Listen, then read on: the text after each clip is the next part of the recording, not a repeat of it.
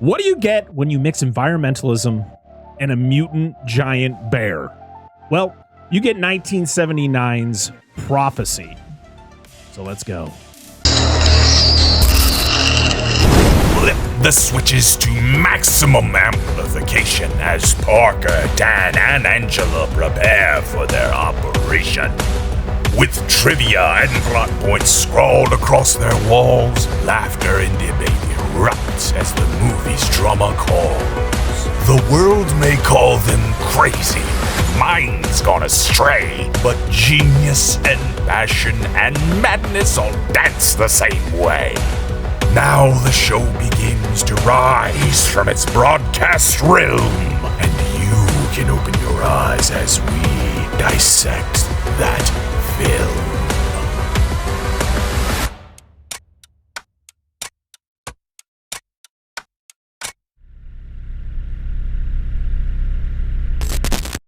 What's going on, everybody? Welcome back to the Dissect That Film Podcast, a podcast that dissects the good, the bad, and the ugly of cinema.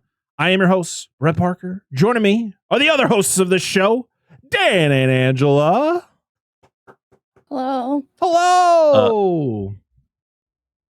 Hello. How's it going? It's going. It's good. I realized that we have like something back here. I thought it was a rat. It's not. That's right. I thought there was a moth flying around. There probably is. It's my chart. You talking about my charger? Well, yeah, it just looked like I just seen like that was my mass, and then charger. like it tells like a rat. And It's why would like we have a all the rat here? things That that have doesn't been make any back there sense. for years. I just realized it now. What? I know, What? right? I don't fucking. That's my side of I the don't pay bed. He attention don't to care. shit. Oh, God.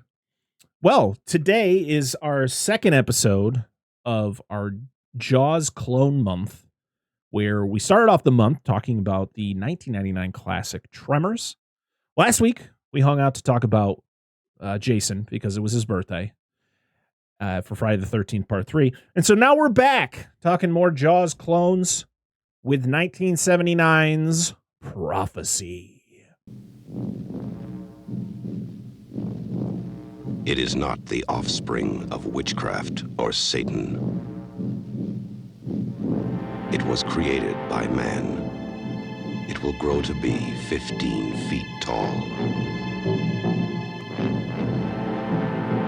It will have huge eyes, webbed hands, hooked claws. It will walk upright.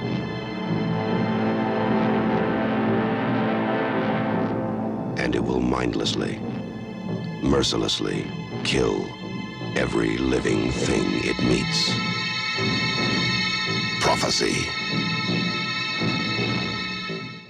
Now, Dan, this was your pick for the month. Why did you choose it? Do you have like a connection to it, or did you look at a list and say, that sounds good? It was Captain Planet. Really? But realistically, no. I was gonna Realistically, say, what? no. I did watch Captain I Planet mean, as a he's kid. our hero. In all fairness, but no, it was literally on the list. I was like, okay, this is Jaws list. I've heard of this movie. I was like, here's the excuse to watch it and talk about it. Have you ever seen it? No. Oh, okay.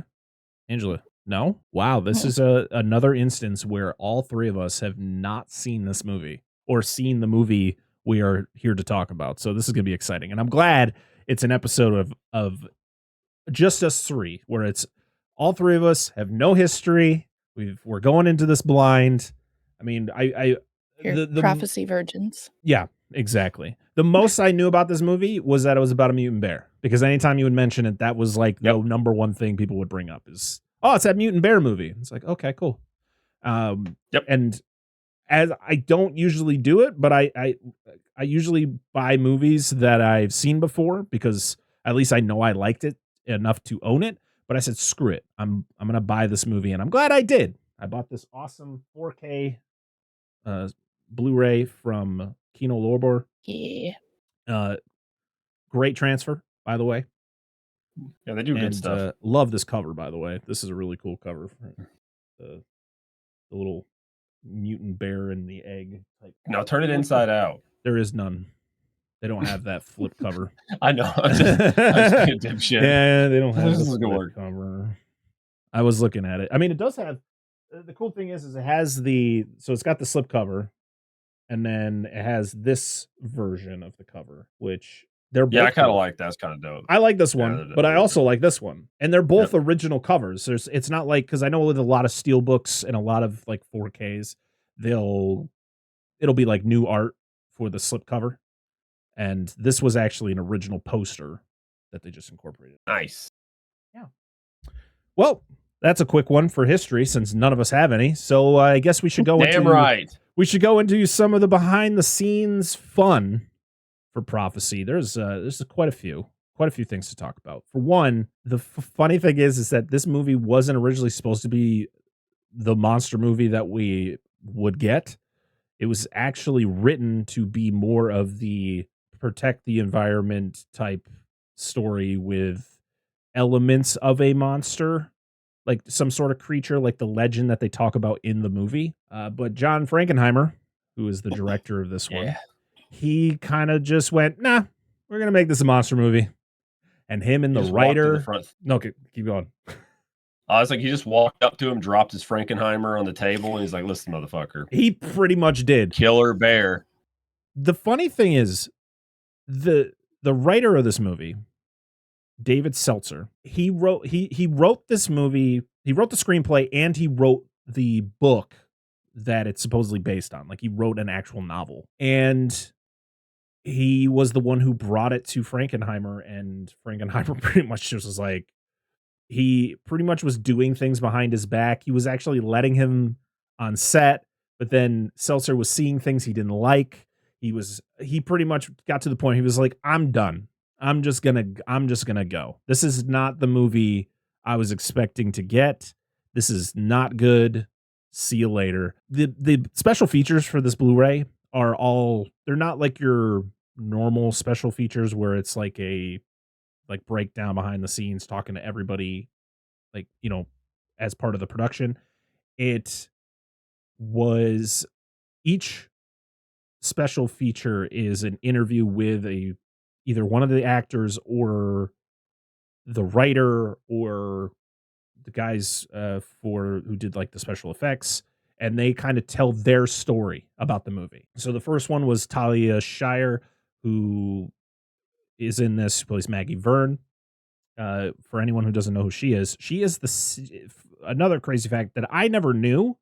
She is the sister of Francis Ford Coppola. She was in The Godfather. She, of course, I think most people would know her as Adrian from the Rocky movies. She is also the mother of Jason Schwartzman, who was in like Scott Pilgrim vs. the World. He's been in a bunch of these. He's in a lot of Wes Anderson movies. Okay. Yeah. Never knew that she was his mom until I was watching, I think it was on like TikTok or something. There was a video that popped up of him on a podcast, and he was talking about how like people would come up to them and like yell like, yo, Adrian, and stuff like that. And I was like, wait, what?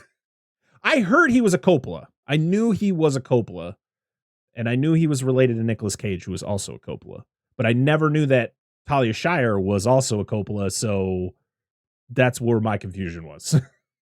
But checks out.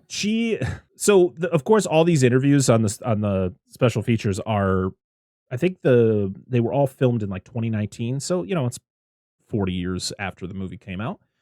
And it starts off like she had a good experience with Frankenheimer, and, you know, she liked the direction of the script, and even with the monster element, she really enjoyed herself. And then she gets into like this whole rant about, you know, protecting the environment and all this stuff. And I was like, okay, all right. You're not talking about the movie anymore. I like where you're going, but I'm going to move on to the next interview. And the next one was with Robert Foxworth, who plays Dr. Rob. And he talks about kind of his experience with the movie. And he has like a very different experience where he was like, yeah, Frankenheimer was kind of crazy. Like, he kind of did his own thing, but it was like, it was a good set, you know, things were good, but he's like, I remember seeing the monster and I was just like, this is good. Not what I was expecting type thing. Robert Foxworth, which I just found out about 5 seconds before getting into the episode, he was the voice of Ratchet in the Michael Bay Transformers movies. I did not know this. Right Yeah. there, I just had What it the up. fuck? Yeah. He literally was the voice of Ratchet's Ratchet. dope, dude. Yeah. For the first 4 Transformers movies. And he also did the voice for the Revenge of the Fallen video game. Sweet, dude. Yeah, he was mostly a TV actor. He did a lot of Law and Order, Boston Legal. He was in Justice League Unlimited for 6 episodes. Who did you do in? Dr. Hamilton or Professor Hamilton? Doesn't ring a bell. He did 14 episodes of The Real Adventures of Johnny Quest. Yeah, a lot of Really? stuff. Yep. Damn. What was the Sequest? I think I talked about that show. He was in the show Sequest. Oh, that was the next one. It wasn't the original one. But yeah, he did a lot of TV, some movies. Like I say, he did Omen 2 in 1978, followed by this. He did, and then his biggest thing, looking at his films, was the first 4 Transformers movies. So that is so funny, dude. Pretty crazy. Good for him. Good for him that he had a career, late into his life. Yeah, he's still around too. Armand Assante is in this. He's done a lot of stuff. I remember seeing him in the miniseries for the Odyssey. That was one they showed in school. He played John Gotti in an HBO movie. He's been in a lot of stuff. Oh, I remember him from Judge Dredd. That's right. He was in Judge Dredd. Yeah, Charlie's gonna be. I knew he looked Charlie's familiar. gonna yell at me for not remembering that. He was Rico in that. Yeah. Didn't he brownface? Because he plays a Native American in this. I feel like he did. So, yeah. I mean, technically, yes. I don't care, I don't know his lineage. I think it's.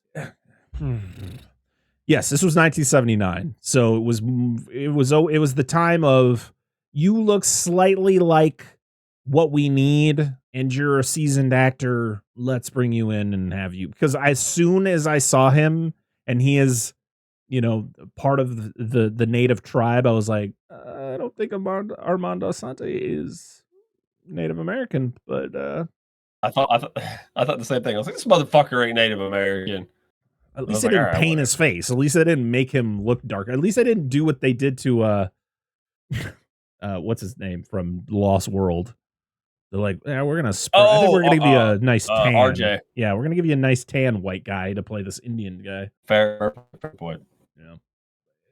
Like I said, at least they didn't paint his face and make him like because movies did that, and it was like it's like he just had a dark complexion, and they just like, perfect, and you're a good actor. Good enough. Come in. Yeah. Victoria Racimo as Ramona Hawks. I didn't even know this was his wife in the movie. Didn't realize that. Just thought she was I just thought she was part of the group. Didn't realize that they were married. Oh man. What have you? Oh, I guess nothing. Literally nothing. I clicked on her name. She's got nothing. Richard Dysart.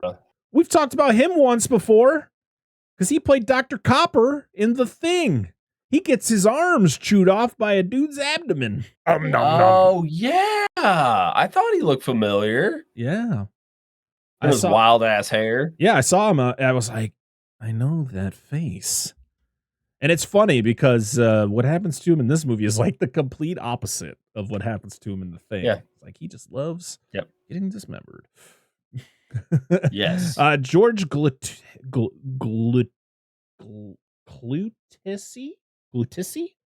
as Hector. Ooh, that sounds like a condition. Who was this guy? Who was Hector? Was this the grandfather? It was the grandfather. It was Emrai or whatever. Marai. I just completely butchered his name. My apologies. Let's see. We got Burke Burns as Travis Nelson, who was the dad of this group, this family. Mia Ben Dixon as Kathleen. She was the daughter, and Johnny Timko as the very, very excited boy of the family. I know. Oh yeah. And we're going to talk about this girl and boy. I can't wait to talk more about that. I'm so excited. Oh yeah. Oh, me too. Yes. Excited. Oh man. Kevin Peter Hall is the man inside the suit for our mutant bear, but also, oh man, why is he not credited on here? Oh, this is how I figured it out. Oh yeah. I was reading it in the Tom McLaughlin. Yes, he was the director of Friday the 13th, Part 6. Fuck yes. That's important.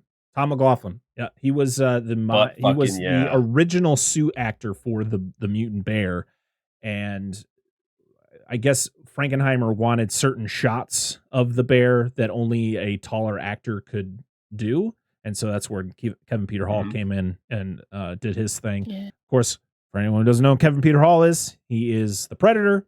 He is Harry from Harry and the Henderson. He was a wonderful, wonderful suit actor who did a lot of great things and sadly passed away at a way too young of an age. I think he's been gone since before I was born. So he's been gone like almost 34 years. So pretty sad. Yeah, he died in 1991. Yeah. So yeah, John Frankenheimer, the director, for anyone who doesn't know who he is, he directed the original Manchurian Candidate. He did The French Connection 2. The movie that he did before this was Black Sunday, which was based on a Thomas Harris book, the guy who also wrote all the Hannibal Lecter books. He was also the director of another mutant animal movie, The Island of Dr. Moreau from 1996. Oh. And he directed Reindeer Games in 2000. And he sadly passed away in 2002. So he's been gone for quite a while. As I said, it was written by David Seltzer, who would write screenplays for the original Omen, Bird on a Wire, which is a great Mel Gibson, Goldie Hawn movie that no one talks about, but it's one of those like really funny. At least when I was a kid, it was really funny. I haven't seen it in a while, so maybe I should hold my tongue on that. And let's see, writer. Oh, he was credited for writing the remake of The Omen, but that's because he wrote the original. And yeah, makes sense. Cinematography was done by Harry Stradling Jr. He would do cinematography for Caddyshack 2. Oh, there we go. Yeah. Let's see. Let's go through the list here. Nothing that I recognize at all. Music was done by Leonard Rosenman. I love the music in this movie, by the way. Really good. And he would do music for Rebel Without a Cause, Star Trek 4, Beneath the Planet of the Apes, Battle for the Planet of the Apes, Barry Lyndon, and the animated Lord of the Rings. Oh, there you go. Yeah. With the weird motion capture. Yes. If you want to hear an episode, actually a couple episodes of people recently talking about that movie, Dustin and Paul talked about it over on the Flicks and Friends podcast with Wyatt from Cinema Trip Reviews, and M over at Verbal Diorama did a whole month of Lord of the Rings, covering pretty much all of them, except the only one that she didn't talk about was the Hobbit, the animated Hobbit. You guys suck. Oh, No, I'm just kidding. She's good. You like him? I'm biased. I'm sorry. I fucking love that movie. But you should go listen to those episodes. That was rude. Yes, it was. It was released June 15th, 1979. So it's actually, as of this recording, it's going to be hitting its 41st birthday, or no? Yeah, Damn right. Is that right? No. Is that math? Did I do math right? No, 46th birthday. I know math. Yes. You guys will hear it afterwards, but yeah. I had a budget of $9 million, and the box office for this was $22.7 million. So I made a little bit of money. Yeah, it made pretty decent money.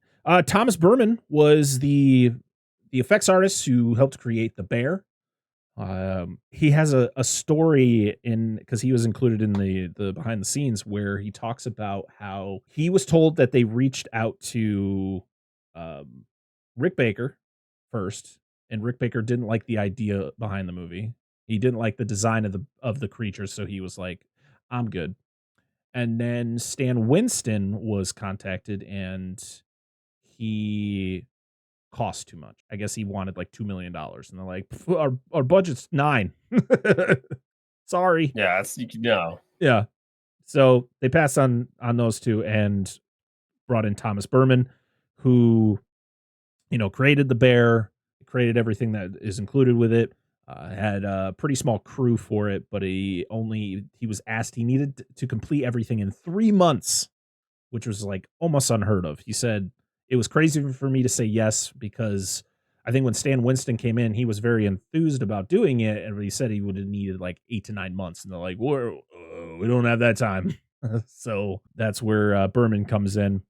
He said that when the movie was all done and they were screening it in different places, that he was getting feedback that there was, a lot of good press for it. Like, people were actually enjoying it.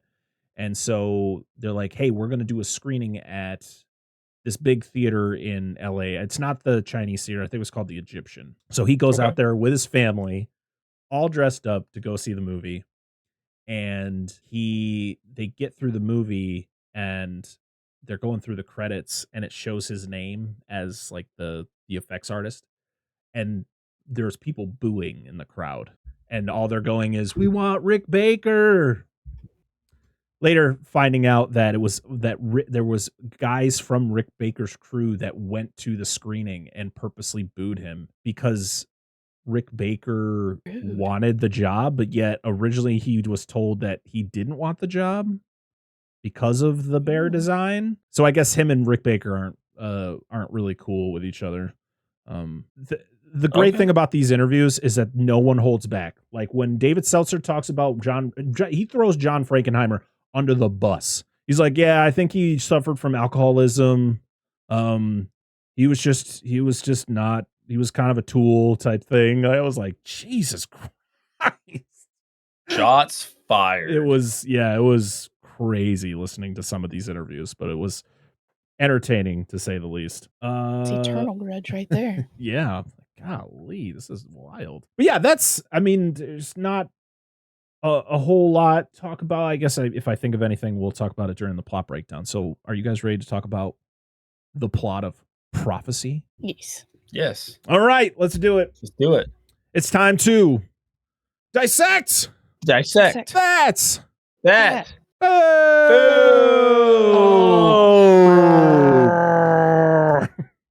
Listen, most of the bears we have around here have their skin on. I'm just saying it's more, normal. Hey, I forgot to mention. Do you know who did the voices of the bear and the bear cubs? Oh my God, Frank Welker. Damn right, Frank Welker, baby. Sometimes I feel like it's like, did he really, or they just credit him on everything?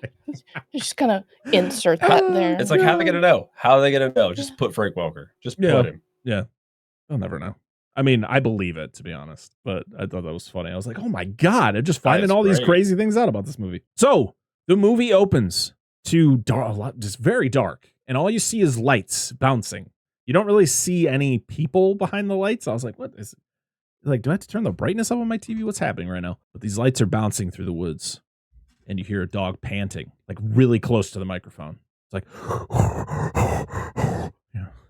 You think it's a dog. Dude, I was concerned. Then you figure out that it's actually the creature that's like panting like somewhere, but it's like really close to the microphone. I was concerned because we're watching it. I was like, what the fuck is this? Yeah, I was like, is that dogs? What is that? I was like, oh, that's headlamps. Yes. What's with the noises? Yeah. And you find out that it's a group of guys with some dogs, and they're going after something. They're chasing something, and they're running, and this dog just yeets himself off this cliff, and the guy's like, "Wow!" It's like gotta hold it. This dog just slams into the side of this cliff, and I'm like, ugh. Thank God that was a dummy dog. Like you see it when it flies over, it's just like super stiff. It looks like a stuffed animal, like whee. But they actually had the dog like suspended. Like when they show them pulling it up, it's an actual dog in the harness, and they're hoisting him back up. But then as they're hoisting it back up, yeah. But as they're hoisting it back up, something just pulls it down and it's gone. Like, why are we picking all these movies that there's dogs dying? At least this one's less blatantly graphic about it. That's true. It's all done off screen. Yeah. I mean, we do see like the aftermath, but yeah, it's true. It's not like humanoids. So the owners are like, we got to go down there and get them.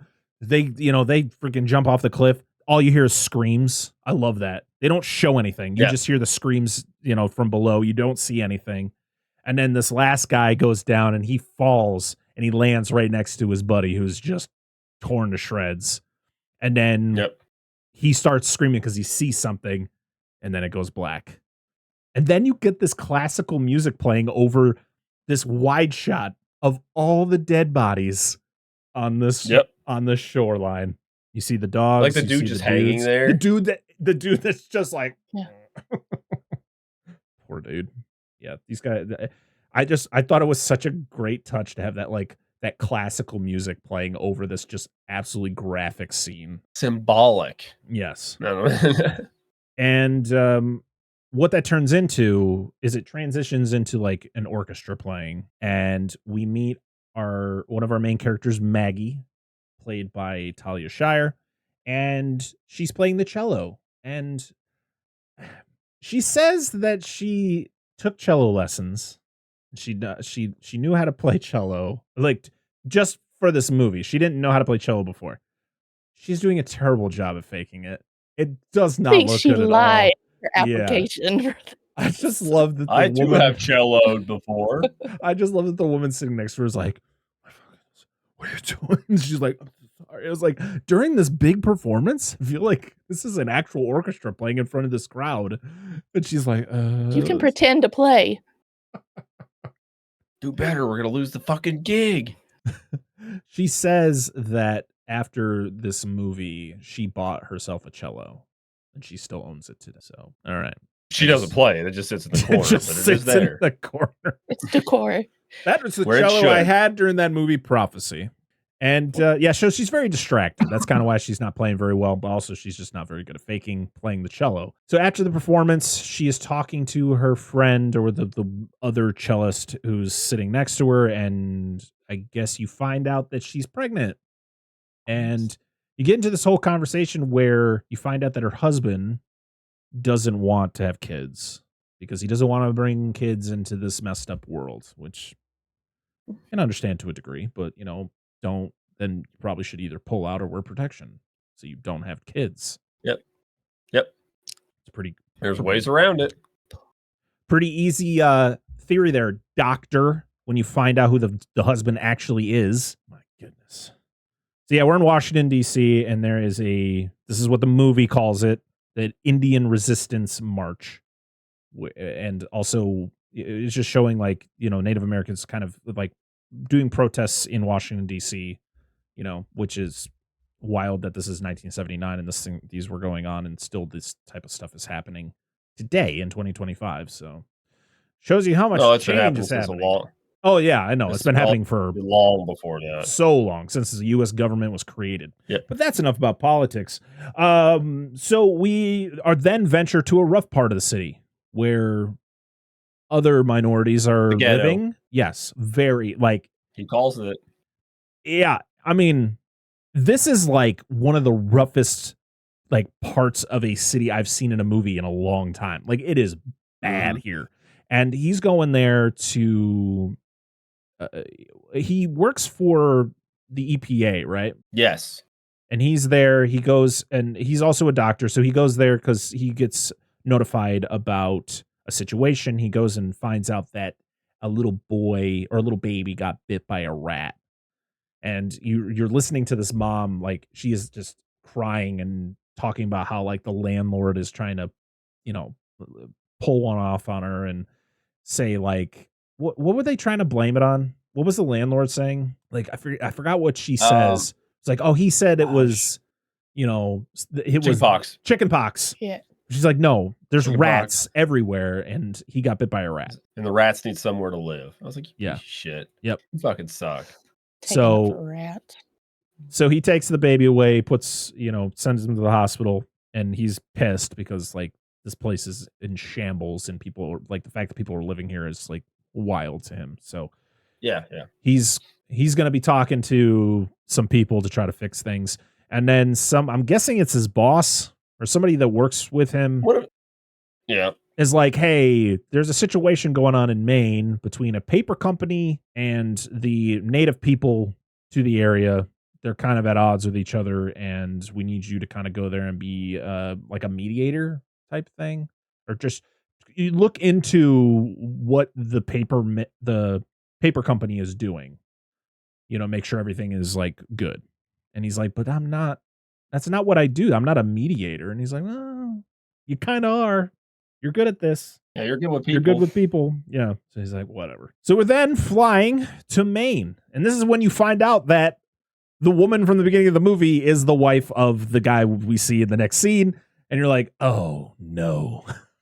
You're a doctor and you still didn't do it right. Nope. You don't want kids. but you did it wrong. Oh God. And He knows better. yeah, he's just very cynical. He's kind of a douche. Yes, he is. He's a maximum douche. I mean, he clearly loves his wife. Like, you see it in some scenes. But yeah, he's definitely a gaslighter. He likes that gas. He's also like too obsessed with his work sometimes. Yeah, and I think that's the biggest thing. He states that he doesn't want kids based on what he's seen himself. Especially like what we see with that scene that we get introduced to him. So it's cool. They're flying over like the lumber yards. They're seeing all the logs that are floating in the water. So this was filmed in Nova Scotia, I believe, or like parts of Canada, or British Columbia. British Columbia. And so very, very much a lot of wilderness. I love the cinematography in this movie. Getting to see like the landscapes and the logs and the water and all that stuff. I thought it was really, really good. So then when they land, we meet this really excited boy who is really excited about going camping. He's like, hey, random man, guess what I'm doing? I'm going camping with my dad and my sister. It's going to take us 3 days to get there. And I was like, nope, not happening. Yep. There is no way I'm going anywhere that takes me 3 days. Nope. Not. So how long it takes to make a good batch of potato salad. Dang it. I said that line. No, I know, but I was like, it's there. He said it. It comes up. It has to be mentioned. But he is you get it. Excited about going camping. And I just needed to point that out. I just love that. It's like, hey, mister. Full of glee. Yeah.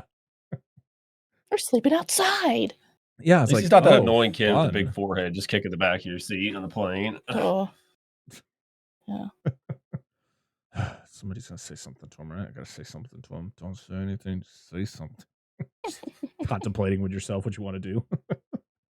Yep. Just wait till we're over international waters. Wait till we're over international.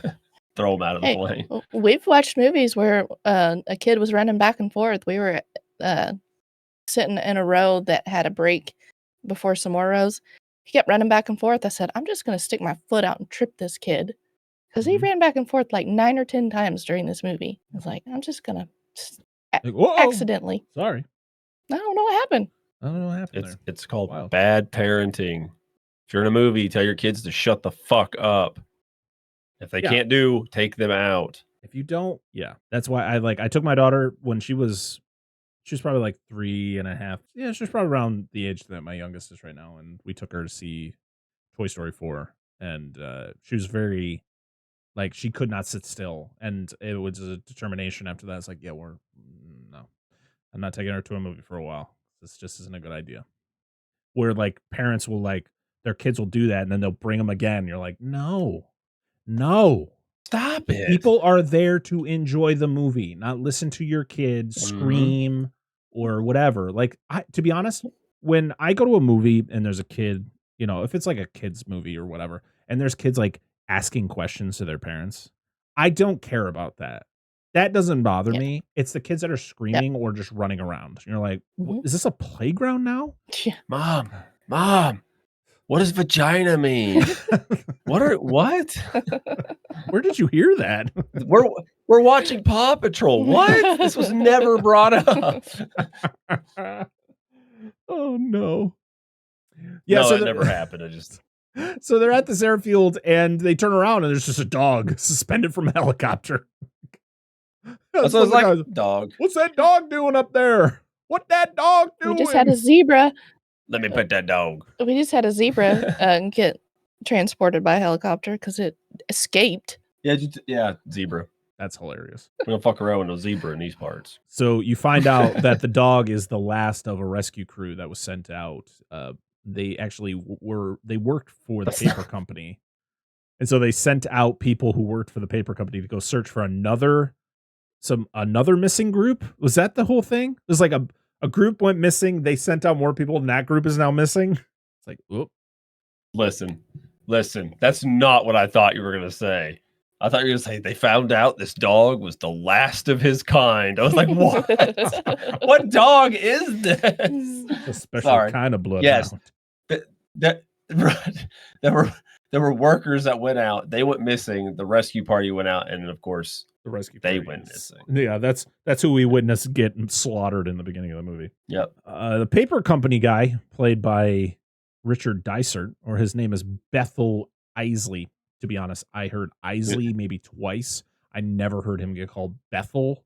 So he was just paper company guy for the majority Yeah, of this well, dude, movie. he's silver-tongued as fuck. Oh, he is just fiery. But he is Yeah. maybe He like, didn't seem to care about the group though. no. Like, oh yeah, they went missing. Yeah. Like, oh yeah, we tried and it didn't work. But he also was like, he's like, oh, so who do you think did it? You think it was the natives? And it's like, oh yeah, absolutely. That's 100% what I think. It's like, what the fuck?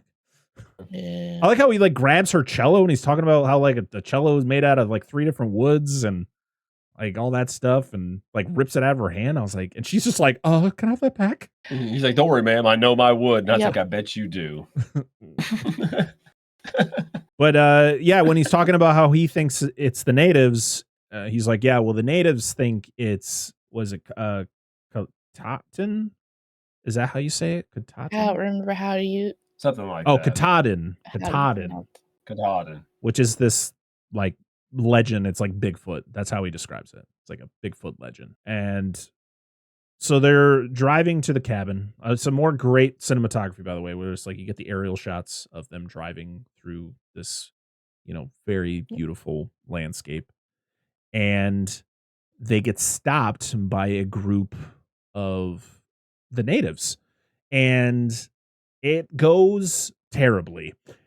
So it's literally there. It's like one road to get to this cabin that they're staying at, and there's a chain across, and then they got the group of the people there, and of course, Bethel, he gets out and he's just like, "Oh, John, you gotta move."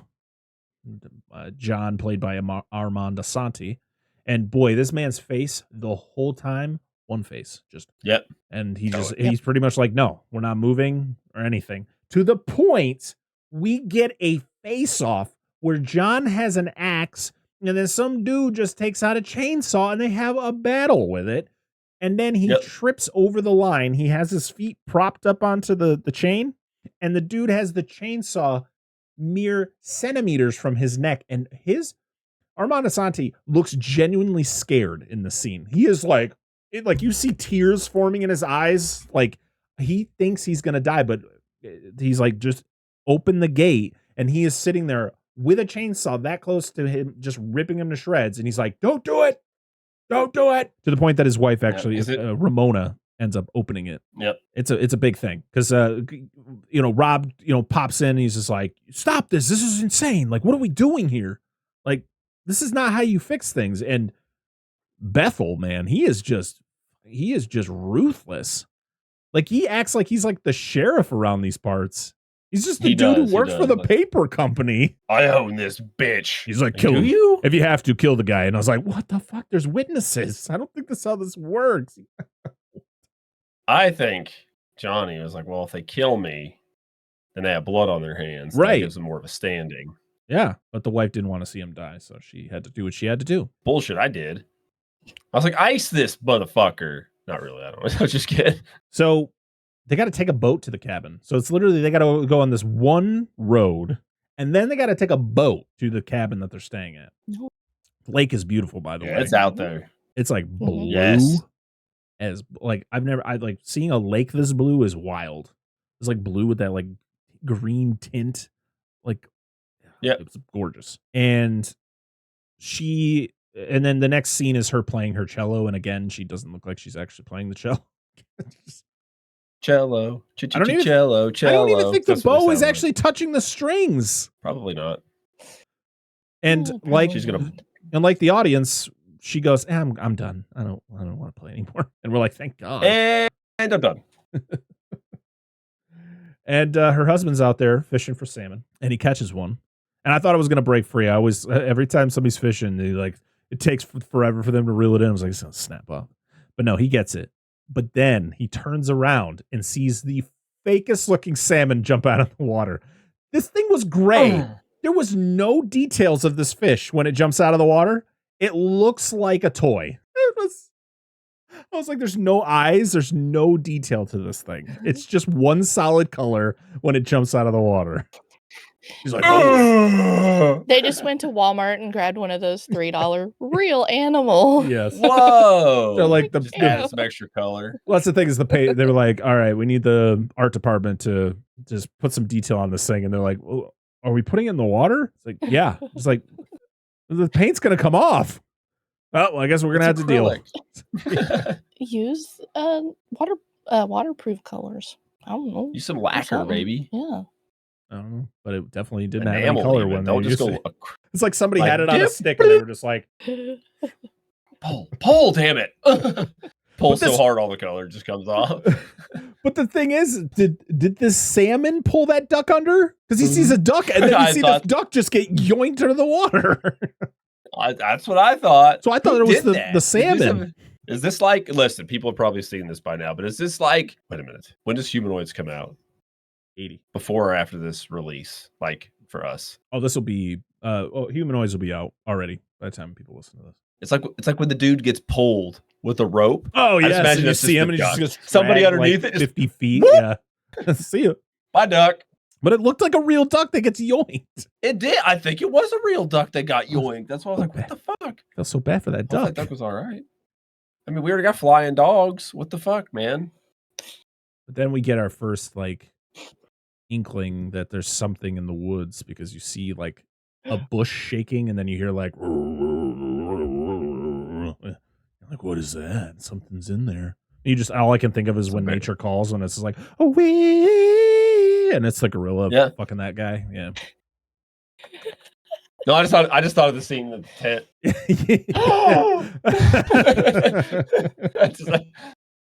I know the scene you're talking about. I forgot about the gorilla scene. Now that you said that, that's great. I was just thinking of like a bear. That bear is just feverishly masturbating in the shrubs. Like, I want that salmon. I wanted some alone time. Okay. So we're at the cabin. You know, the couple, they're getting nice and close. They're getting romantic. You think Barry White playing? Yeah, they're talking about building a family, and he again, of course, is against it. Yeah, we'll build it out of Legos. That's what you mean, right, dear? He's like, yes, yeah, that's exactly what I mean. Yeah, and she still doesn't want to tell him that she's pregnant, so she just keeps it to herself because his reaction to talking about building a family is not going the way she was hoping. So she just kind of was like, whatever. How about we'll just have sex? But before that can happen, they get a knock on the door.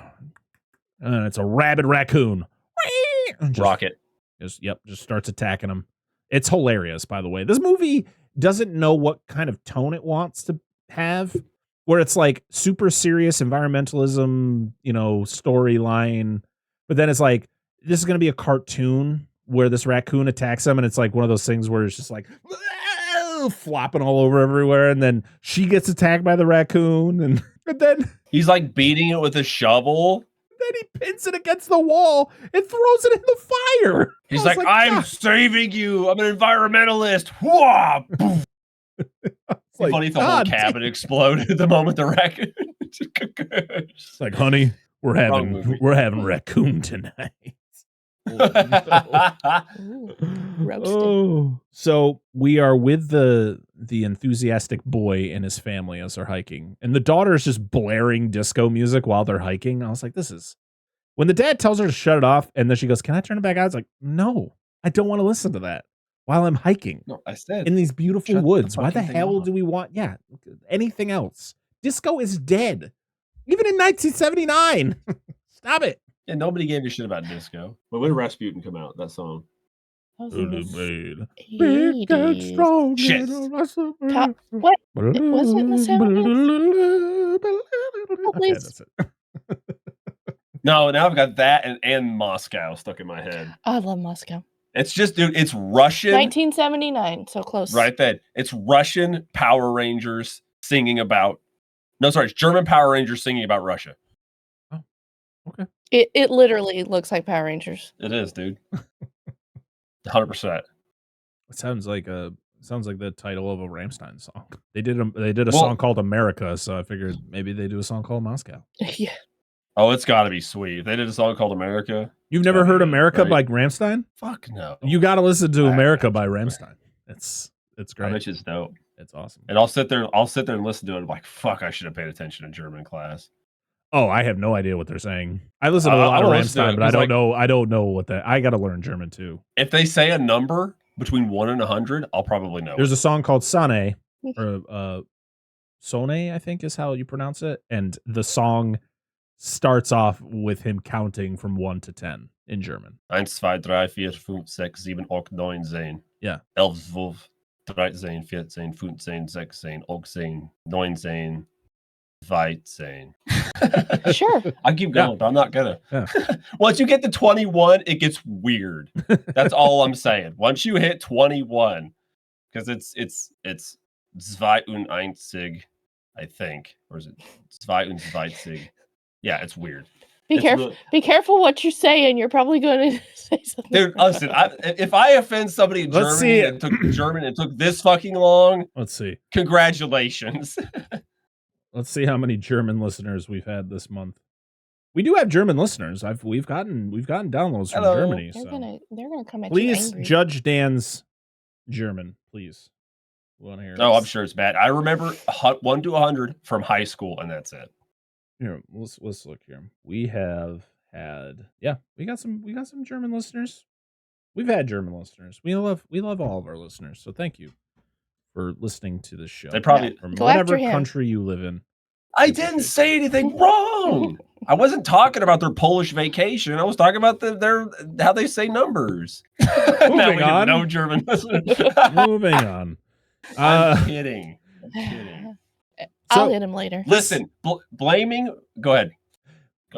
So when this family is hiking, we then get another shot where you hear the growling that we heard before, and you see the tree kind of rustling, and you're just waiting for something to pop out of there. I think this is where this movie qualifies for that Jaws clone, because it's most of this movie you don't see the creature until about sexual groans. Halfway through the movie you finally see him for the first time, or it for the first time. Yeah.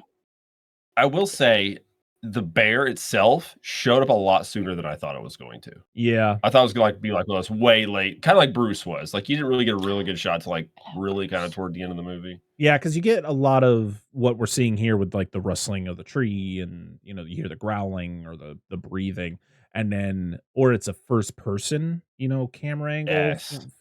Which Jaws did that with the shark, it was first person to where it was glimpses, like you would see, like when Alex Kittner gets attacked, you see the fin as he flips over the raft. But I like how this movie kind of doesn't show the monster for, it feels like it's still a decent amount of time. So Rob, he sends samples of the raccoon and samples of other things to his lab to get tested to see like what the heck is going on around here and why things are bigger than normal, because like he was talking about the seeing the salmon is like, that salmon was way bigger than massive I think salmon should be. So it almost looked like a toy, like a prop even. Kind of Carry on. It looked like a Swedish fish that they just enhanced just to a bigger size. Enhance. Thank you. So Rob, the damn thing. So Rob formally meets. I'm sorry. Rob formally meets John Hawkes, and John tells him that his people are suffering, like they're sick, and they really don't know what could be causing their sickness. There actually been people that have died from whatever is ailing them. And because he's like, what's his name, the logging villain, paper mill villain guy, because he's saying they're just a bunch of drunkards, but that's not what's happening. No, that's just him being a racist piece of shit. Yeah, that's The Paper Boy. Yeah, the Paper Boy. Isn't that a whole horror movie? Wasn't that a game? He's just coming by to bring you good news. Yeah, there was. Do do do do do do. Do, do, do, do, do, do, and you throw it and you always miss it, and you like hit the lawnmower and the fucking break their windows or some shit. Just shreds the yes. newspaper. Oh man. So we meet the elder, or Hector, played by George Clooney. I said it better that time. Mm-hmm. Probably still didn't say it right. But he's clearly suffering from something, right? Do you feel like this guy's got like some sort of like dementia, or something in that vein, because he still has his faculties names. and he's still talking. He still seems coherent and he still seems like he knows what's going on around him to a degree. But of course, as they like to portray in these movies, is like a lot of the things he's talking about isn't like some sort of less like, teaching you something, right? Where it's like, yeah, Rob notices something because he's got a cigarette, but Rob notices something up with his hand, but doesn't say anything. He's just kind of like an observation. yeah. So there's more talk about Kahadin, and they're walking through and they find like roots to roots to these trees are like above the ground, and they find this massive tadpole, like huge. This was one of the things that the writer was pissed off about. He's like, John Frankenheimer didn't know what a tadpole looked like, and I saw that what they created and it looked ridiculous. And I'm thinking to myself, what? Are we serious? Like, it looked fine to me. Say it looked like a Just tadpole. like a big Tadpole. prop. I've seen tadpoles. It looks. I mean, they're clearly not even close to being that big. But I don't know, dude. I feel like you and John had some other issues, and you just were pointing out stupid shit to be like, "Yeah, you see what he does? He doesn't even know what a tadpole looks like." All right, bro, let's simmer down. Yeah. At that point, it's like digress to like high school, like banter, like insult throwing. Like, dude, come on. We're not in high school. It's just, yeah. It was kind of it was in the beginning. It was interesting to hear kind of his views on the movie and like him, writing it and his idea behind the whole thing and him writing the book and all that. But then, like, as soon as he talks about like John Frankenheimer, he just, I swear to God, the guy, he says nothing nice about him. And the guy's been and by that time, the guy had been dead for like 17 years. Like, all right, dude. Like, I get it. Didn't go so well for you, but it seemed like your career was pretty good even after doing it. So I don't know. Yeah. I mean, he kept busy. Yeah. So they talk about how they're like, where's the logging company? Like, where's the paper mill and all that stuff? And it's like, yeah, because he said some of them would like the logs would drift. Yeah, because where they do the find rafts the come logs. from? Yeah, Like, they come and go. Yeah, because they find logs in this part of the river. It's like, oh yeah, because they all feed from, what was the river called? Is it the Esper River? I think it was something like that. Yeah. Espy River, something like that. Oh, yeah, it might be Espy. So they take a tour of the lumber yard and the paper mill, and I was watching this go, hey, that's kind of like what I do, like literally. I was seeing machines. I was like, I've worked on machines like that. That's pretty crazy. I do like this because it's like you're literally in a paper mill. Yeah. And I thought that was cool. Which is like just from a mechanical standpoint. Which is where I work. I work in a paper mill. So it was cool. And it's funny because you're seeing equipment and you're like, 1979. It's like, no, that the machines I work on are probably from that fucking era. Yeah. Probably. I mean, fuck, if they still work, run them. Yeah. I guess. It ain't broke, don't fix it. So Rob asks Evil Paper Man, that's what I'm going to call him now, what type of stuff do you use? And he's like, oh, we use chlorine and we use caustic, but none of it goes into the river. And he's like, are you sure about that? That's all. And he's like prying him. He's like, are you sure? That's the only thing you guys are doing? And he's like, yeah, that's all we got. And he's just getting so worked up about this. And he just keeps grilling him and grilling him. And then he's figuring, he's like, I think there may be something else getting fed into the river. And he later finds out, I think it's mercury. And it's like, yeah, because it's on his wife's boot because he's trying to figure. Because Yeah, they like the just slime. test the water. There's nothing there. Yeah, there's like slime on her boot, and she like wipes it off, and he tests that and finds that there's mercury. Proof, because I got proof. You were here. We watched it together. And he's like, what's the only thing? What was it? The only thing that stays dry when it's in water? And I was like, mercury. She was sitting right next to me. Before he said it, called it. Just gonna throw it out there. I had to gloat a little bit. I was like, it's fucking mercury! Yeah. Which was a big deal at the time. Yeah, still is. I mean, it's not that big of a deal. I mean, they've kind of figured out ways to not use mercury, but well, yeah, back in those days, the biggest issue. Well, I mean, literally, like that's like leaded gasoline. No, I'm not in a big. I'm like, listen, we need to take care of the planet because we all fucking live here. But I'm not like a huge environmentalist. Leaded gasoline is literally poisoning an entire generation. That's why we have as much mercury content as we have in fish, because it all goes back to the water. Literally, leaded gasoline is one of the biggest contributors to that, and it still affects people to this day. I live Just saying. I live in an area where GE was very prominent, and Yeah. they're not anymore, but they used what is called PCB. I don't know exactly. It's a type of chemical, and it's seeped into a lot of the rivers and ponds that are in my area, and it's still there today. Yep, I believe it. Like there's literally a lake that's right down the street that literally is so filled with it that no living thing can live in it. Like fish can't like live in there. It's like there's no wildlife. I'm surprised that there's actually It's got a dead like, pond. yeah, pretty much. And if you do find anything in it, don't touch it. Probably gonna have 4 eyes. Yeah, you'll become the prophecy. Yeah. What was the factory I told you about that was dumping stuff in the water, and it flowed into the Pigeon River? Was it a lumber factory or was it an actual? I don't remember. I can't I remember thought you said it what was the a paper factory. I thought it was. Ironic. I think that's what it was. We had a factory get in trouble for dumping stuff in the water, and I think it was just recently that they said it's now okay to eat fish out of this river, but it's still limited to eat like 1 or 2 fish out of this there's river. literally a per sign person. like downtown. We have like a walkway that goes right by a river. We're a very small town of like 6,000 and some people.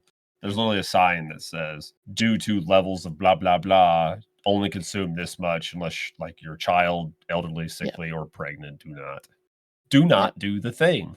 Yeah, like they were finding all kinds of stuff in this water. Yeah. Yeah. And I've lived here since I was 11. Like, so it's been a while. Yeah, no thanks. I'll just not eat anything Yeah. out of that river. That'd be Yeah, that's kind of how I'm I not feel. eating anything out of that river. They found cars and tires and yeah. people.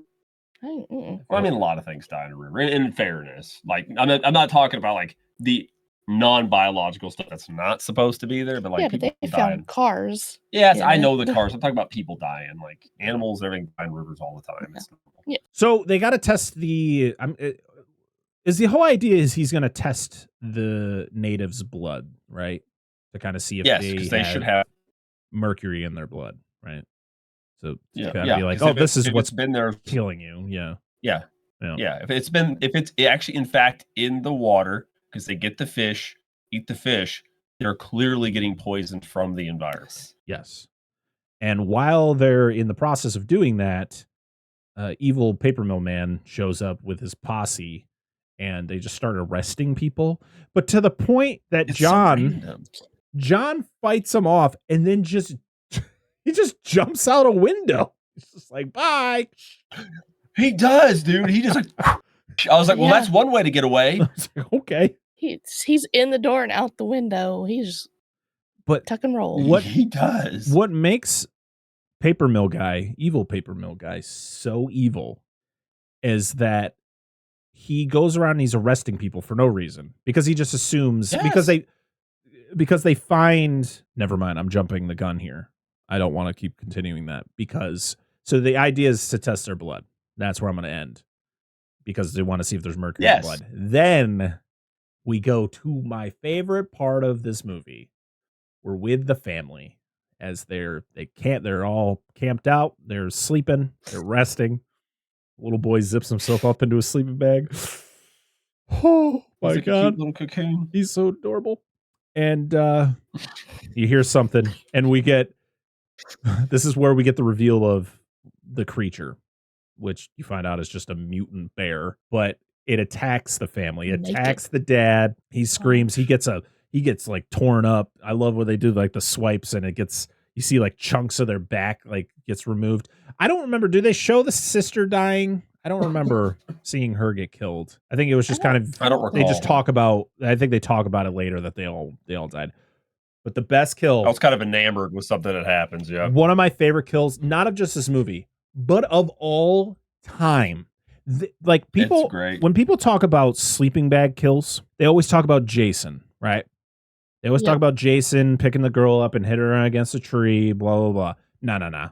This has a beat. I don't care. This is one of the greatest kills of all time. This kid is zipped Yep. up in his sleeping bag up to his mouth. He tries to get up and hop away, and this bear bitch slaps him into a rock where he explodes Feathers are everywhere. I literally was sitting on my couch, I had my phone in my hand, take my notes, and I literally, that happens, and I just was like, oh my God. We did the same thing. Just verbally, just like laughing. It was so funny. Like, what is this movie? It was so good. I showed him that at work today. I was like, watch the movie just for this scene. Yep, that's God. it. Like, please. It instantly became like one of my favorite kills I've ever seen on film. It's just so good. For one, this movie did not give a shit about killing kids. And this was a child. We saw him earlier, so excited about going camping. He was so giddy. He's just so excited, literally yelling at random people like, hey, I'm going camping. It's going to take 3 days to get there. And this kid gets fucking bitch slapped by a mutant bear into a rock, explodes into feathers. Like, absolutely gets annihilated. He tried so hard. He was like Starfish. I literally was like, bravo. I don't need to watch anymore. This is it. This is peak filmmaking. My Stop it God. Right there. Oh. Sleep well, sweet prince. Oh my God, it was so good. Okay. And even the thing is though, there's no blood. It's great. It's just feathers. It's just feathers. It's fucking brilliant. But what makes it so much funnier is the fact that the bear is just, for the majority of the kills that happen in this movie, it's just the bear bitch slapping things. One paw, just bah. Because they're just inherently that strong. This is just a freakish mutant bear. It just takes everybody out. But when he bitch slaps it, this sleeping bag flies 100 miles an hour into this rock. It's not like he gets hit and he just like flops over. No, he is off the ground completely into this rock and pop. Yes. Rockets. We both immediately looked at each other. I love though that they show the kid's face in the sleeping bag, but you can't all see his eyes. He's like, yeah, it's so good. It's the best. Oh my goodness. Seriously, this movie is worth watching just for that kill alone. Just for that. Just for that. Yep. Yeah. So I already talked about the scene. They're doing the blood test, all that. The douchebag paper mill guy shows up. John escapes.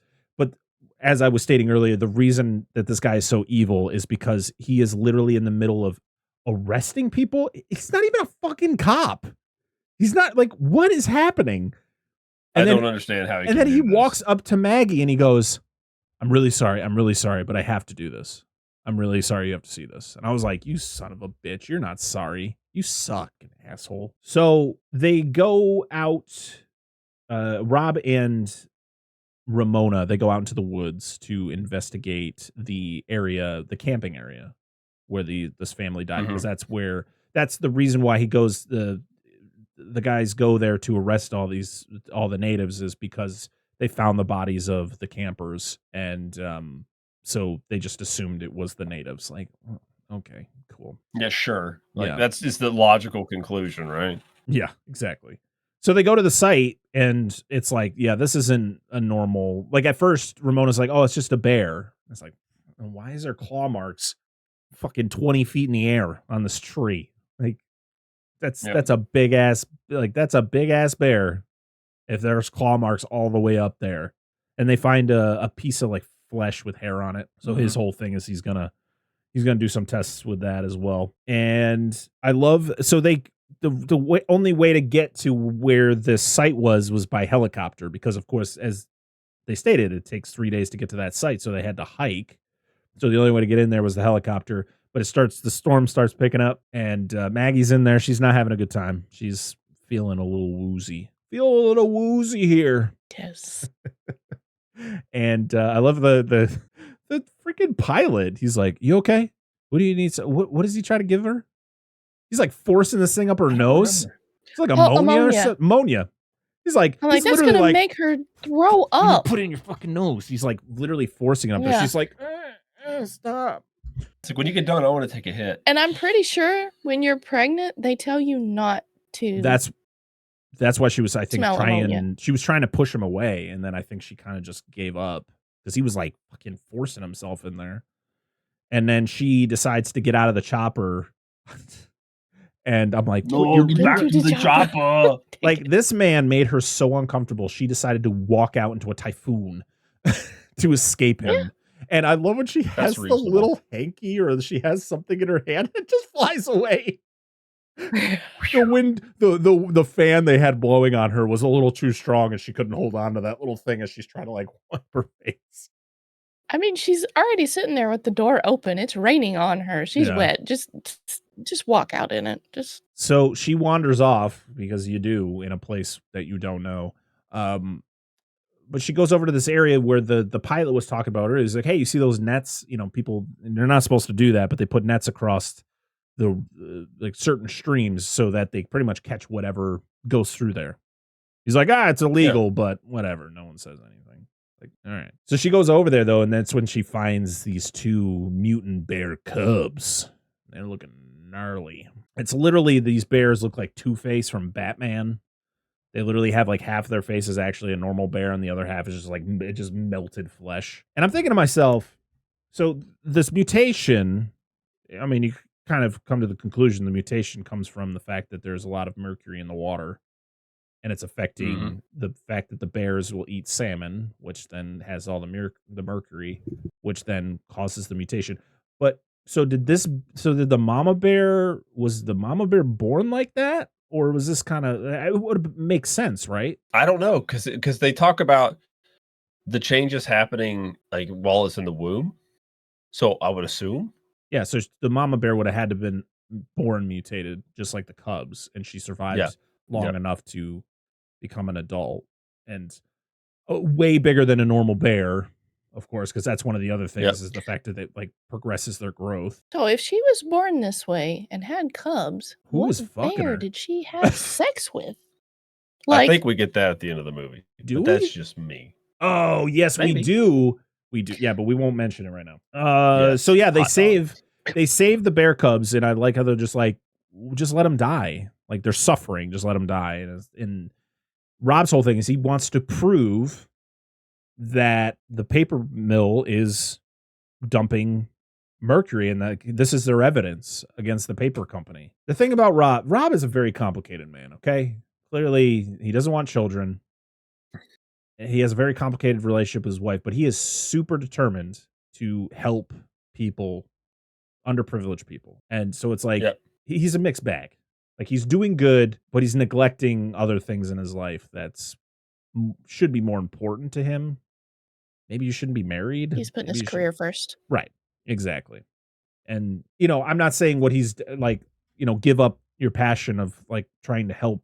Like, I think what he's doing is really good, but it's like, I feel you got to figure it out, dude. And it's kind of makes him a complicated guy. He's got a lady over there. Like, he's not the type of guy, like, I'm not watching this movie. And even in the scene when he's like, when she talks about wanting a family and he's conflicted, he's like, I told you, I'm not, that's not something I'm interested in.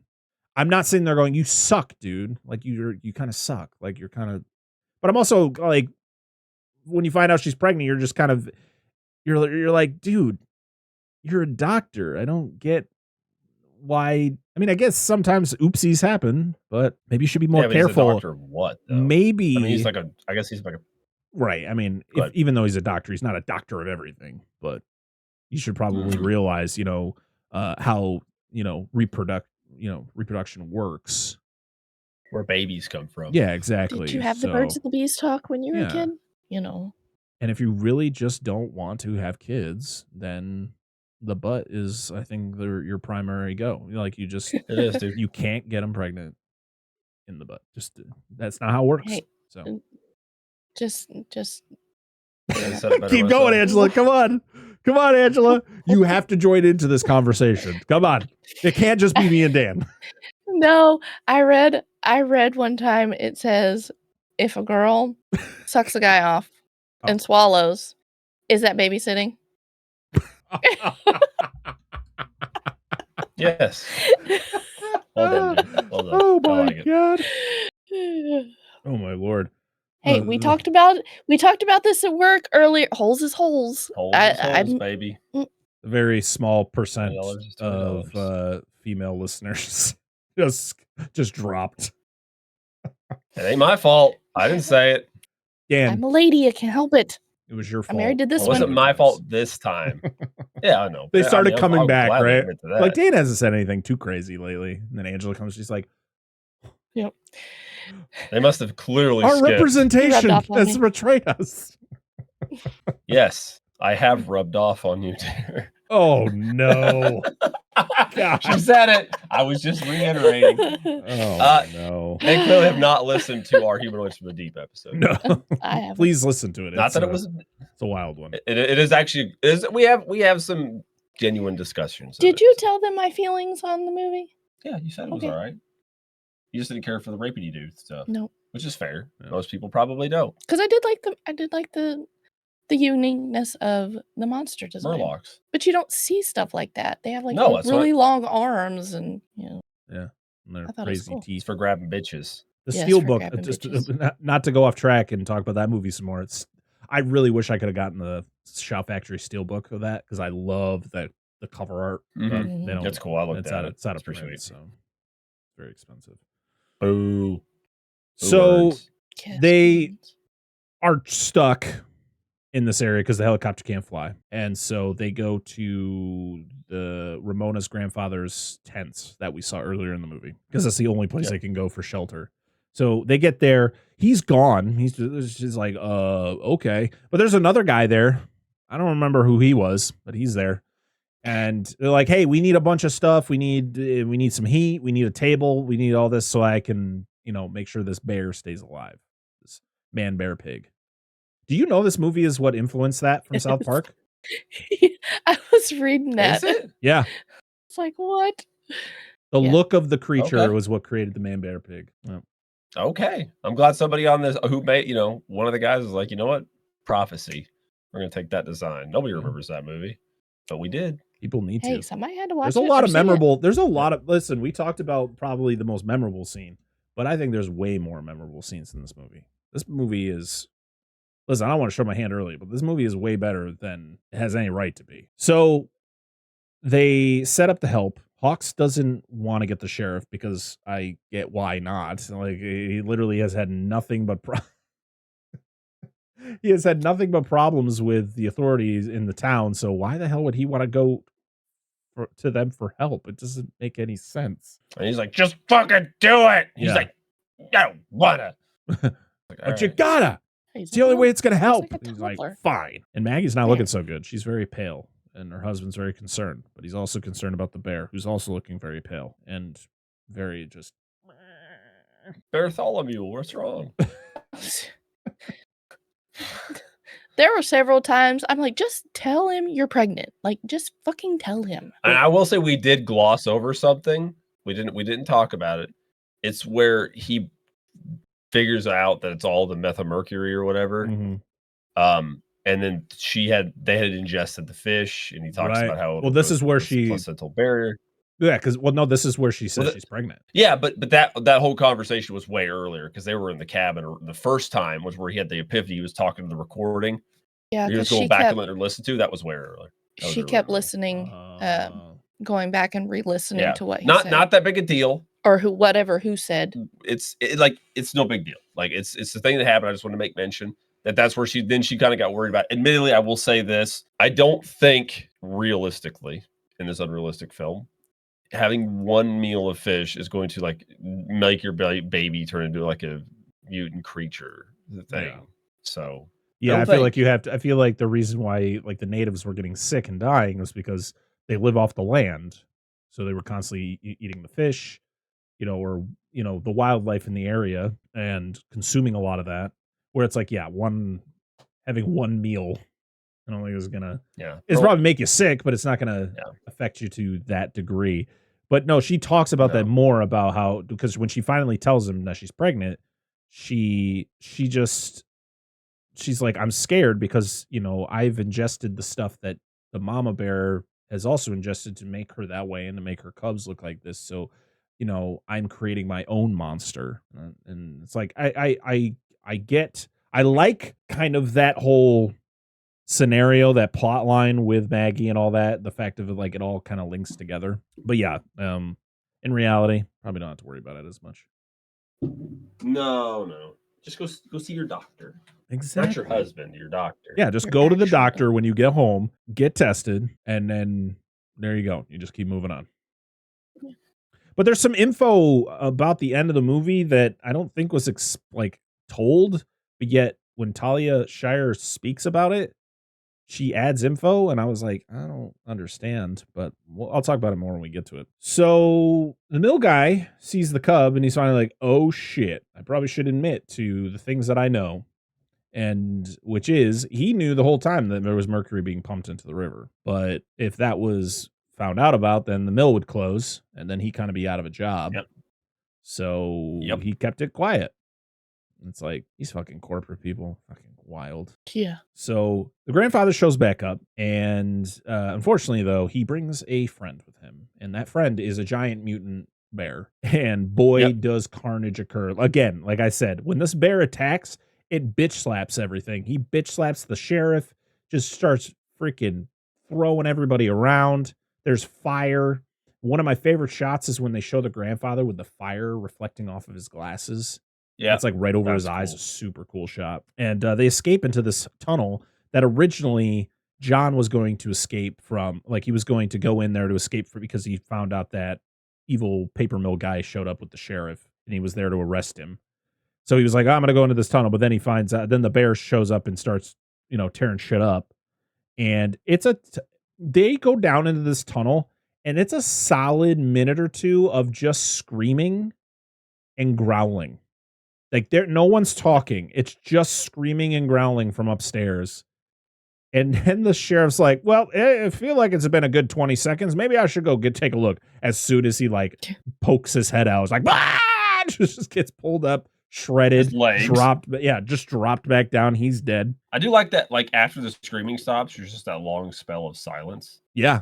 Like, it's just panning really around to every character, seeing how they're reacting. Like, Maggie is just really distraught. She is literally like pinned against the wall, like head, like what am I doing here? Like, she's so out of it. My baby do that? This is how Sloth was born. Baby. So, and also the pilot got attacked during the chaos, and he gets he falls into a coma, and it ain't even over for that man because he gets it even worse. So yes, he does. They have to hike back to the village. Where are they going from here? Because they have to carry him on the man-made stretcher through the woods, and they were trying because what's his name breaks off. Woodsman tries to go. Yeah, he's gonna go with the radio station. Yep, and I think they're going to the closest village or something. I think they're going to the cabin. Maybe it's the closest. I think they're originally going to go to the village. Their version of a village. Yeah, but evil mill guy gets he goes a different way, and he's gonna go try to get help, and it doesn't go so well for him because he gets chased by the bear, and he tries to crawl under a fence, and then the bear just rips him in half. And I was like, damn, this man does not get any luck. He gets his arms ripped off in the thing, and then he gets his lower body ripped off in this. So, I mean, he deserved it. This guy sucked. Like, this was a guy who died, and I was like, I did not feel bad. You were... I didn't. I'm not trying to cover for the guy. I didn't, but I do like that he at least tried to redeem himself in some way, shape, or form. Like, all right, I'm going to go get the radio. Who's to say what he was going to do? Yeah. He's still a piece of shit. Still a racist piece of shit who knew exactly what they were doing and didn't do anything about it. All for money. Yep. Oh, yeah. So John finds a vehicle, and they use it to get back to town. And this movie, I feel, could have been about 10 minutes shorter than it actually was, because there are some scenes where it kind of goes on for too long, where we're talking about the tunnel scene. I think it was okay, but I think they could have trimmed a good minute off of that. I think it was very effective hearing the screams and the growling while they're in the tunnel, as you can hear that the bear is still killing people up there. But then there's this scene in the car where it just pans around for, it feels like 5 minutes of them just driving. That's too long. It's so long.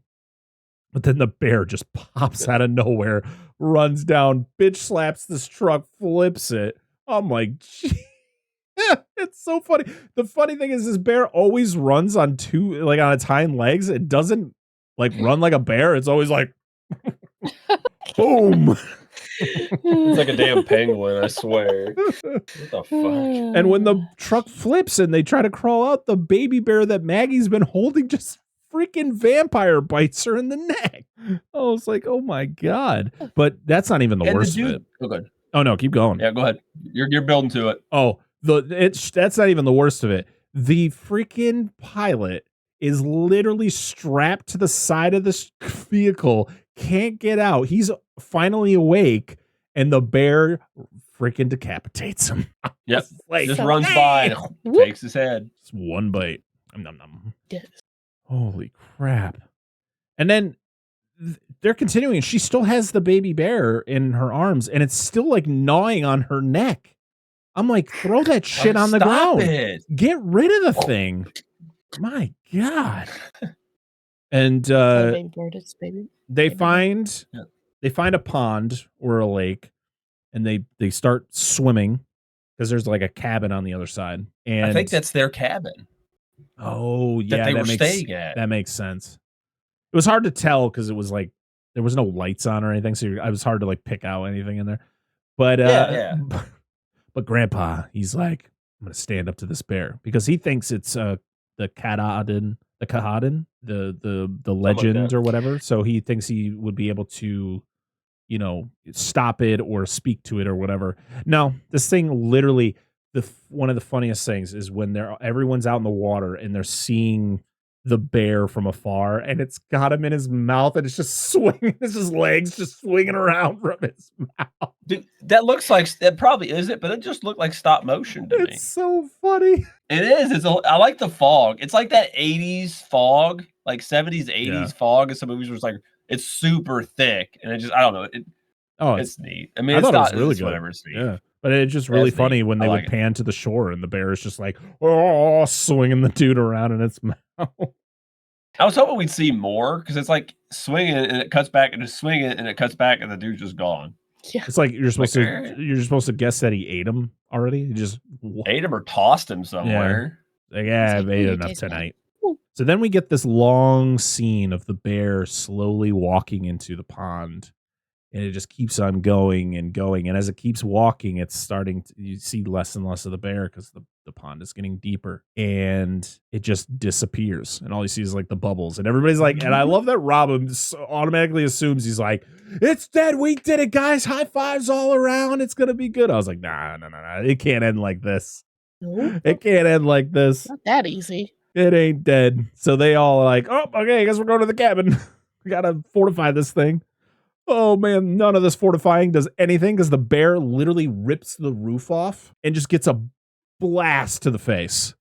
Just shotgun, boom, to the face. And it then blasts through the wall, and John gets completely yeeted out of the house. Like he is R.I.P. to John. Like he is.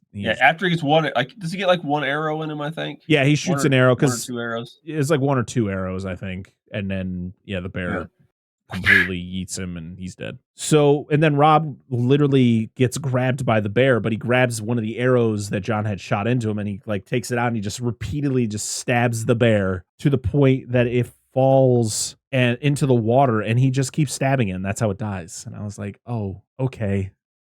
Kind of anticlimactic, but it just like sinks into the water, and that's kind of like your final thing that you see. Truly the white knight of this film. The white guy's got to save everybody. One of the characters thought this was a wet t-shirt contest because when they get out of the water, yes, she did. When they get out of the water and they see the bear slowly making its way, and they kept panning back to see everybody's like shocked face as they're watching the bear. Yeah, it's like, damn. All right, sure, no complaints from me. So they're flying out of there. It literally goes from like the bear just disappearing into the water and dying to the plane flying over the wilderness, and Maggie and Rob are out of there. But that's not the end, as our final shot is a mutant bear jump scare. And the reason that this isn't the bear we've seen throughout the movie is because it just looks different.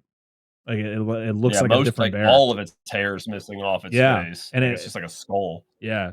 So this must be the male, the bear that procreated with the other mutant bear to make the mutant baby bears. I do like the design of this one, though. We didn't get a prophecy too, so we never got to see that story. It's called Fulfillment. No, it's called Prophecy: The Revenge. It's gonna be like Jaws: The Revenge, but with the mutant bear. It's Prophecy, it's gonna go to like resurrection. they live in a city, so the bear's gonna like venture to the city, and like No, Prophecy Bloodlines. or Prophecy in the Ghetto. Prophecy takes Manhattan. Yes. Hell yeah, dude. We just do it. No, we got it, dude. John is continuing to do his work in disparaged neighborhoods, and we'll just call it Prophecy in the Hood. Oh my god. But yeah, that's it. That is the plot of 1979's Prophecy. So why do they call it that? What prophecy? Is What's this saying? Yeah, I don't know.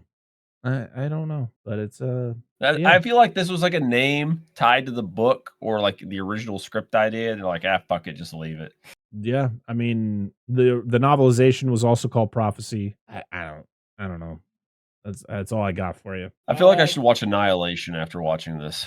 Oh yeah, because that one's got a cool mutant bear. That's what I've heard that too, and I'm like, I should watch Annihilation. All right, it's time to go around the room and talk about our final thoughts on Prophecy. It's gonna be interesting since this is our first time seeing it all around. So, Angela, why don't you start us off? I went into this with a very low bar just from seeing the cover of this movie. I was like, what the hell is that? I loved it. My favorite scene was the camping scene with the boy. I mean, that was great. I mean, when I can tell people at work, I'm like, watch the movie for this scene. Just do it. Yeah, it was great. I think this is especially for the time, because a lot of killer animal movies in this time, 70s and 80s, and I think this is pretty. I'd say it's above average for a film like this. I thought it was shot pretty well, acted fairly decently for the actors in it, and it just like, I mean, it had some of the tropes of the time we talked about, and then, like, of course, environmentalism, whatever. But the monster design, I liked it, but like, it was kind of, some shots were as good as others. Clearly this wasn't a top of the line budget film, but they still had some money to put into it. But I liked it. I thought it was pretty good. I'd watch it again. I mean, I've seen a lot worse than this. This is definitely, I would say, above my average for a film like this. Yeah, I mean, this was a pleasant surprise. Like, I went into this knowing next to nothing other than, like I stated, that it was a movie that had a mutant bear in it. That was literally all I knew. I remember when I bought the Blu-ray and I got it in, I looked at the back and I was like, ooh, what is this gonna be? What am I in for? And the story, like, it definitely starts off super serious, and the fact that it like kind of loses the tone once you get to see the creature itself. And then of course that sleeping bag scene is just perfection.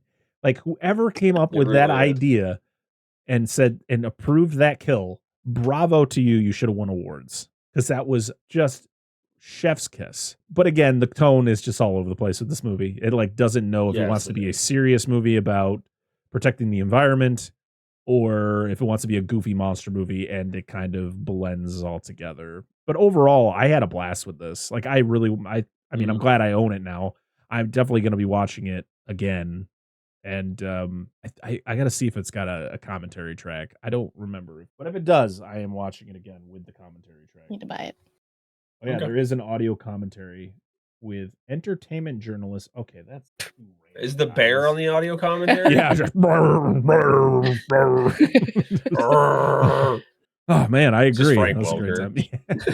I mean, to be honest, this would be a great movie to just do a commentary track, like us three doing our own commentary on it. I think definitely. would be great.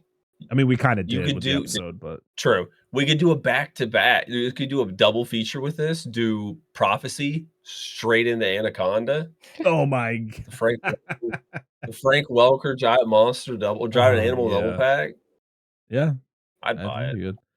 Yeah. I mean, overall, the performances are good. I think the bear is hit or miss for me. Like some shots look really good, some shots are like oof. But for the time frame that the artists had to create the monster and for what they needed the monster to do, I think it looks fun. I think the creature looks. I mean, when it's on screen, you're laughing. It's funny. It's a funny looking, mutant thing. Yeah, this movie's just. I mean, I don't think it's supposed to be fun. I think it's supposed to have like a stronger message to it. Like, of course, treat people with respect and respect the people who have the land. It's just why can't we all just get along? Instead, we gotta respect the people, respect the land. Exactly, and I think that's the message that this movie wants you to take away, which you do. And of course, it's like take care of the environment as well, and all that. But like again, it loses that tone for a bit whenever the monster shows up and starts bitch slapping trucks and children into rocks and stuff like that. So overall, I had a great time with this movie. Looking forward to checking it out again. I highly recommend it. There is a scene in the beginning of the movie where dogs die, and it does show dead dogs. So if you're not into that, just I guess skip the beginning or just kind of go into it knowing they're not real. I think that's always a thing where I get why people don't like seeing dogs die in movies, and it's like I don't really like seeing dogs die in media as well, but I always have to go into I always go in knowing that's not real. It's the same thing when people die, like that's not real. So, but I definitely recommend people check this out, especially for that one kill, because it's fantastic. Do it. All right, time to go over to social media and see what you all had to say about Prophecy. We got a few responses, pretty shocking. I figured this was a movie that not a lot of people had seen, at least not a lot of people in our circle. But yeah, we got a few responses. Over on Twitter, we had one from Anthony Rudak, or at Anthony Rudak, who says, honestly, rivals Jason's work with a sleeping bag. Hell yeah, it does. And to be honest, in my opinion, it's better. And it's okay. I will defend that. I can't argue it. Like, it's a fucking great kill. Like, yeah, I will defend that with my dying breath. Over on Instagram, we got a couple. We got one from Newman from Movies for Days, who says, oh, I love this flick. It's positively bonkers. And then Big Bad Wolf AA4 says, I watched this weird movie back in college and asked myself, why is Adrian here and where's Rocky? Decent film with a kill that would make Kane Hodder jealous. The story about the Native Americans reminded me of another film called Wolfen. I think my favorite mutant animal film would be The Relic. I absolutely love the monster design in that one. Yeah, so I asked people what they thought of the movie, and I also, as I've been trying to do, or try to remember to do, is ask a bonus question. And the bonus question was, what is your favorite mutant animal movie? So thank you. I have an answer to that. For that response. Gonna go over to Blue Sky, because I do remember seeing that we got a response over there. What? From at SETI Bimco Part 2 at Blue Sky, says, managed to sneak into the theater and see this when I was too young to see it. Many people in the theater did indeed laugh at the sleeping bag scene. Yeah, sweet. Yes. So, verification. Thank you. Absolutely. It was so hard not to. And then, of course, we're going to go over to our Discord, where we did get some responses from some people, not about the movie, because not, like I said, I felt like not a lot of people had seen this movie, but we did get answers about the other question. Our first one is from patron Lo Wang, who says, I have not seen it, but I hear great things about it. My favorite mutant animal movie is probably Eight-Legged Freaks. Oh, I love Eight-Legged Freaks. Though technically they aren't animals in that one. Yeah, I'll count it. No, what? Since fucking when? What, spiders aren't animals? Yes. Spiders are part of the animal kingdom. Oh, okay. They're just... All right. I said I counted it. Look, I just said, no. They said they didn't count it, or you didn't. I thought you said you didn't count it. No, they said, though technically they aren't animals in that one. They are. Look, if you look over taxonomy, they're under Animalia. All right. So Well, there you go. See, it passed. And I'm love it. just giving you shit. Eight-Legged low. Freaks is I didn't definitely take it one we personally. need to cover at some point. We yeah. do. I remember watching a long time ago, and It's got I'm really critical of spider movies. So, it's got one of the actresses from Anaconda in it. The Owen Wilson's girlfriend. Oh, is she in that? Holy Mhm. shit! I didn't realize that. Okay, fair. The one that he keeps calling I know. Baby Bird. Yes. Fair enough. That's been so long, dude. Captain Steve says favorite mutant animal movie would have to be the Fly remake or Deep Blue Sea. Two solid That's fair. choices right there. And yeah. Daniel Collins says I've never watched this movie. My favorite mutant animal movie would be the Fly remake or TMNT.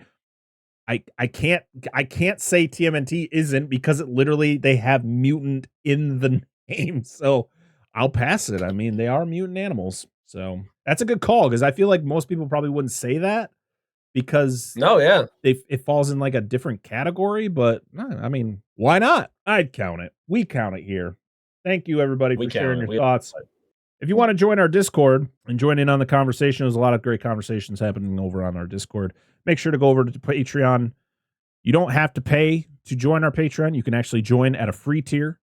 And if you want, you join at the free tier. And as soon as you join, I will send you a Discord link so that you can join us over on Discord. We got a lot of great channels in there, just kind of having great conversations. And there's going to be some cool interactive stuff going on in there soon. So patreon.com for that and more. Yeah. So, yeah, Dan. Do we have answers to the question? Thank you, Dan. Thank you for taking control of the show. Dan, Angela. I'm just asking. Listen. Why are you getting You do it to defensive? my show, too. Why are you getting defensive? I I was so on board for this, and I'm getting attacked. I know. I'm just fucking with I you. wasn't offended. Let's I was carry on. like, oh, no, thank you. Dan's like, son of a Carry on. bitch. You motherfucker. Are Just you punches me accusing- through the No, screen. dude. What'd you say about me? I just said happy birthday. Oh my I'm God. sorry. We're all crying by the end. No, thank you. I was just Actually, asking if we had answers to this. this is why I'm not creative, Dan. This is why the show isn't very creative because I don't do these things. But that's a good idea. Our show's not Dan, creative either. Angela, what is your favorite mutant animal movie? I don't have an answer. You're just yet. you're just using me to buy time. I don't have an answer. All right. Jace. I'm not gonna, even though I think he technically is like just any kaiju movie you could count, but I'm not gonna. I'm gonna refrain back, but I'm gonna say them. Great movie. Ooh. We have an episode of our other show, The Monster Zone, where we talked about that classic. It's actually rated I think it's actually rated number 1 currently in my Monster Zone rankings. So, yeah, Fuck them is a He has great his pick. own Great pick. rankings. It's on my What is your letterbox. number I'm one? sorry. I just do it on my own. I'm sorry. I don't know. I liked The Fly. The remake? That's a I good thought one. that one was really good. It is very good. So I would have to, off the cuff, I would have to go with that without like sitting down and thinking about it. We gotta cover The Fly too at some point. Good old Eric Schultz. Yep. I do want to see the second one. I really do. And then go back and watch the 50s ones Yes. because I've not seen those Absolutely. either. Well, that should be on our Monster Zone wheel. It's a monster movie. It should be. It's like the alligator people. No, we don't have to. I'll get you, Gator Man. That's all right. For me, that I mean, line. I see the thing is when I think of like Anaconda, because I love Anaconda. It's like I know it's bad. It's one of those movies I know it's bad, but I could watch it anytime and have a blast with it. But I don't consider them mutant animals because they're supposed to be portrayed as like real anacondas. Yeah, they're just even though they're big, not. right? Yeah. So I'm not going to count Anaconda. I would say, see, Lake Placid's also a tough one too, because I feel like it's just a massive crocodile. Like it's supposed to be realistic, but it's not. Yeah, it's just supposed to be like it's in an environment where it would have no natural predators and it just had a free reign of food. And of course, she's feeding it like it's just huge because it was overfed. Yeah. Like, it's Let's see. right? What would I pick? Mutant animal. That's so tough. Because Planet of the Anaconda would Apes. have been like my prime pick. But then I'm like, it doesn't count. I feel like it doesn't count. Oh, damn, you can't see none of the Jaws movies either because it's just a big shark. It's just a shark. Fuck. I mean, I guess I would probably say Deep Blue Sea. I love Deep Blue Sea, and I That's think a good you one. would consider Yeah. them. I mean, they're what it was called? What's the word? Biologically created. Is that how you would say it? Yeah, they're biologically modified organisms, so Exactly. they're mutated. They're not natural. Yeah, that works. I mean, I guess other than that, I would probably have to jump on the Fly train. I think the Fly's fantastic. And that's about Fly train. Yeah, I mean, I'm trying to qualify it into in the right category, but I would probably see one of those. I do love Eight-Legged Freak, so I haven't seen it in a bit, but I remember the last time I saw it was probably a couple years ago, and I still was like, yeah, this movie's stupid as hell, but it falls in that same category as Anaconda. Like, the acting's not great, but it's just stupid. It's just stupid fun. And sometimes you shouldn't feel any shame about enjoying movies that are just absolutely dumb. It's okay to enjoy a shitty movie, guys. Yeah, It's exactly. okay. I tell my cousin and my coworker that all the time. Not everything needs to be Citizen Kane. You could just enjoy a dumb movie. You and the giant claw. I love the giant claw, and it sucks.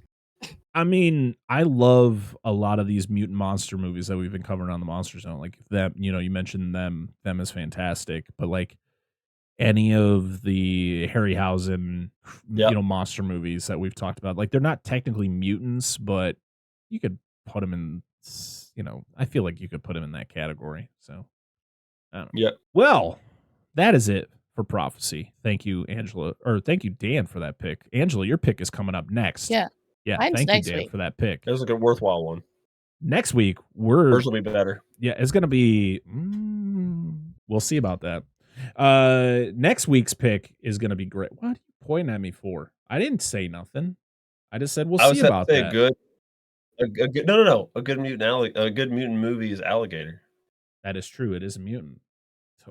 I wouldn't say it was like a best, but it is a good. It's a good movie. It's a good one. But yeah, next week is our third episode for Jaws Clone Month, and it will be Angela's pick, and we're going to be talking about 1982's Parasite 3D. Whoa! Doing another 3D movie.